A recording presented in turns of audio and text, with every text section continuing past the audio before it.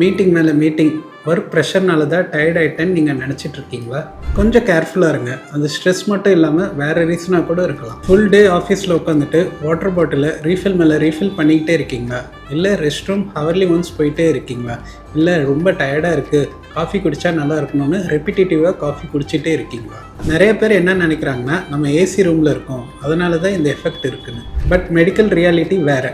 அடிக்கடி thirst, frequent urination, ரொம்ப டயர்டாக இருக்குது, இதெல்லாம் உங்கள் பாடியில் பிளட் சுகர் டேஞ்சரஸ்லி இன்க்ரீஸ் ஆகிட்டுருக்குன்னு உங்கள் பாடிக்கு கொடுக்குற சிக்னல். லேப்டாப் ஸ்க்ரீனை பிஸியாக பார்க்குற நீங்கள் உங்கள் பாடி கொடுக்குற இந்த ஹிடன் சைன்ஸை நோட்டீஸ் பண்ண மிஸ் பண்ணிடாதீங்க.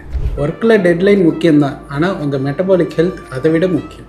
ஸோ சுகரை ரெகுலராக செக் பண்ணுங்கள், கொஞ்சம் மூமெண்ட்டை ஆட் பண்ணுங்கள், ஃபுட் ஹேபிட்ஸை இம்ப்ரூவ் பண்ணிக்கோங்க. உங்களுக்கு தெரிஞ்ச கார்ப்பரேட் ஃப்ரெண்ட்ஸ் யாராவது இருந்தாங்கன்னா அவங்களுக்கு இந்த வீடியோவை ஷேர் பண்ணுங்கள்.